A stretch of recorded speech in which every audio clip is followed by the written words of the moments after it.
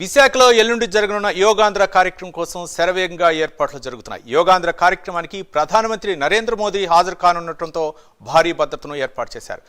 ఇప్పటికే RK beach, Kalimata temple నుంచి park hotel వరకు బీచ్లో ఎవరిని అనుమతించడం లేదు. ఈ యోగా డేలో 5 లక్షల మంది పాల్గొనున్నారు. దీంతో బీచ్ రోడ్డు అంతా శుభ్రం చేసి మ్యాట్లు వేస్తున్నారు. యోగాకు వచ్చే వారి కోసం మంచినీరు, స్నాక్స్ ఏర్పాటు చేస్తున్నారు. అలాగే 3000 మరుగుదొడ్లను ఏర్పాటు చేస్తున్నారు. దీనిపై మరింత సమాచారం మా డిప్యూటీ ఇన్పుట్ ఎడిటర్ వాసు మరిన్ని వివరాలు అందిస్తారు. వాసు, ఇప్పటికే ఏర్పాట్లు కూడా చాలా వేగంగా జరుగుతున్నాయి. 24 గంటల ముందే మొత్తం ఏర్పాట్లన్నీ కూడా పూర్తి కావాలని సీఎం ఆదేశించారు.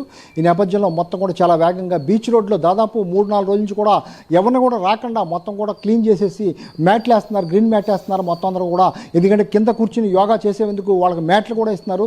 దాదాపు 5 లక్షల మందితో చేయడానికి మొత్తం కూడా రికార్డు సృష్టించేందుకు, గిన్నిస్ రికార్డు సృష్టించేందుకు కూడా ఈ ప్రయత్నం చేస్తున్నారు. అందులో భాగంగా మొత్తం యంత్రాంగం అంతా, ఏపీ రాష్ట్ర యంత్రాంగం అంతా ఇక్కడే ఉంది. మంత్రులు అయితేనే, అధికారులు అయితేనే మొత్తం ఇక్కడే దృష్టి పెట్టారు.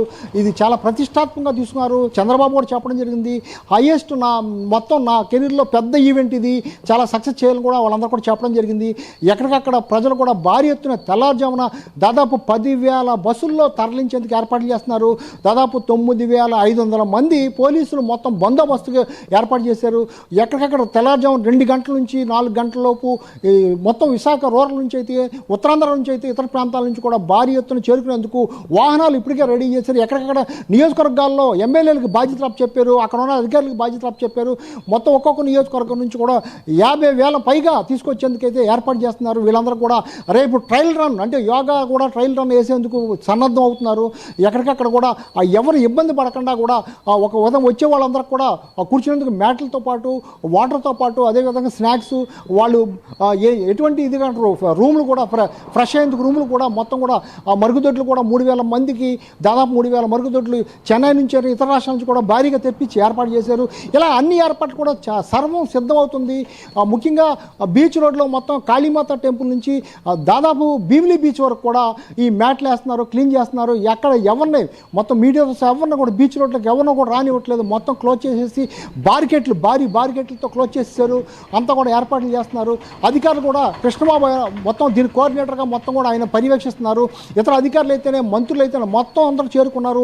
ఇవాళ సాయంత్రానికి పూర్తి స్థాయిలో ఏర్పాటు చేసేందుకైతే మొత్తం సన్నాహాలు చేస్తున్నారు. ఏదైనప్పుడు కూడా ఇది చాలా ఏపీ ప్రభుత్వం ప్రతిష్టాత్మకంగా తీసుకుంది కాబట్టి సక్సెస్ అయ్యేందుకైతే అధికారులు, ప్రజాప్రతినిధులు, మొత్తం ఎమ్మెల్యేలు, కింద స్థాయి నుంచి కూడా అందరూ కూడా శ్రమిస్తున్నారు ఇది సక్సెస్ చేసేందుకు. ఎందుకంటే ప్రధానమంత్రి కార్యక్రమంలో పాల్గొనడం, దీంతో మరోవైపు కూడా భద్రతా విషయంలో కూడా చాలా కేర్ తీసుకుంటున్నారు. ఎందుకంటే ఇప్పటికే ప్రధానికి సంబంధించినట్టు ఎస్పీజీ స్పెషల్ ఫోర్స్ అంతా కూడా దిగింది. వాళ్ళందరూ కూడా మొత్తం ఈ ప్రాంతాన్ని అయితేనే అందరూ జల్లిడి పట్టి మొత్తం కూడా మొత్తం సమీక్షించే పరిస్థితి కనిపిస్తుంది. వాళ్ళ అధీనంలోకి తీసుకున్నారు.